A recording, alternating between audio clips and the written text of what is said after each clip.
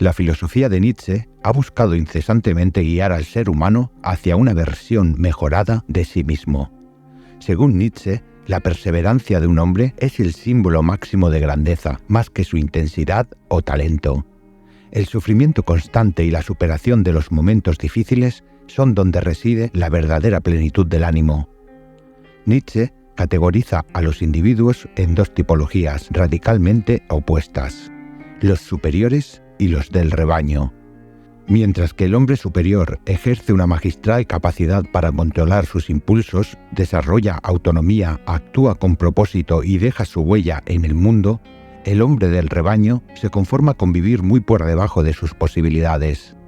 El rebaño es obediencia, disminución de la voluntad de poder, la imposición de unos valores y juicios morales absolutamente fieles a un carácter y hábitos ascéticos débiles religiosos. Dentro de este grupo distinguimos al último hombre, ser mediocre y conformista, y al esclavo, ser envidioso, negligente, decadente, vicioso y malvado. Pero en nuestra sociedad todos los individuos, incluso aquellos con el potencial de elevarse por encima de la masa mediocre, se ven sometidos a una fuerte presión para convertirse en simples animales del rebaño, diminutos y mediocres. Su única aspiración parece ser satisfacer las necesidades de sus semejantes, convirtiéndose así en una triste sombra de su verdadero potencial.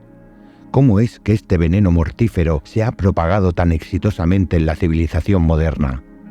Ya conocemos los rasgos que, según Nietzsche, un hombre superior debería tener, así como los que debería evitar para lograrlo. Sin embargo, ¿por qué es tan crucial para él que la humanidad no sucumba al yugo de la sociedad? ¿Qué podemos hacer para mejorar?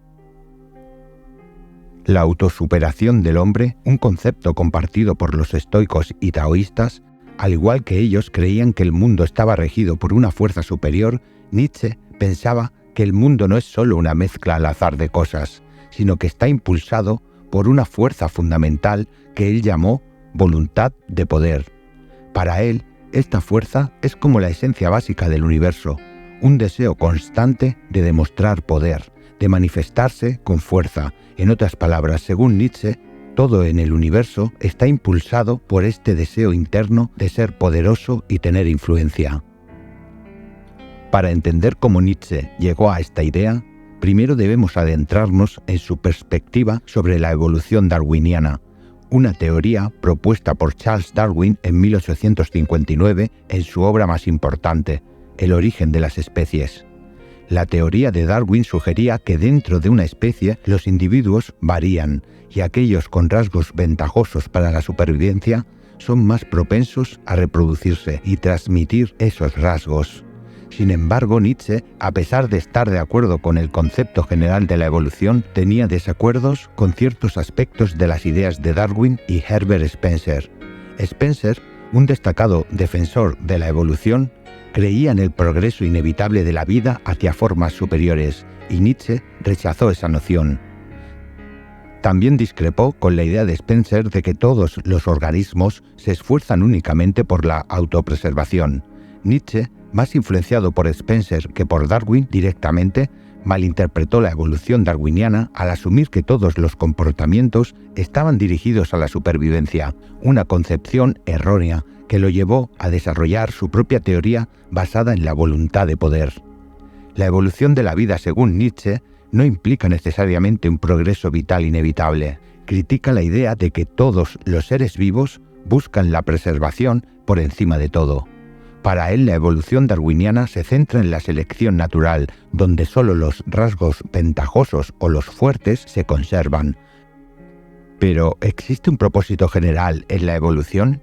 Nietzsche no lo aclara, aunque seguidores como Herbert Spencer sugieren que alcanzar un estado moralmente ideal sería la cima de la evolución humana. El concepto de poder de Nietzsche va más allá de la dominación sobre otros. El poder es la voluntad de crecimiento. Para él, el poder supremo es tener poder sobre uno mismo, sobre la propia voluntad. Establecer un objetivo ambicioso, desear el poder y enfrentar resistencias son condiciones esenciales para la autosuperación. Superar resistencias no debería ser motivo de desánimo, sino de celebración. Los obstáculos son el camino mismo y aprender de ellos fortalece el carácter.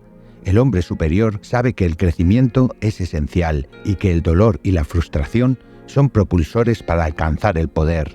La búsqueda del placer no es la esencia del hombre, es la voluntad de poder lo que impulsa el crecimiento constante.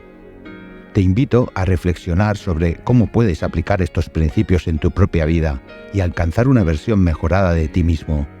Comparte tus pensamientos en los comentarios, suscríbete y activa la campanita de notificaciones para más estrategias de empoderamiento. Recuerda que la transformación personal comienza con pequeños pasos.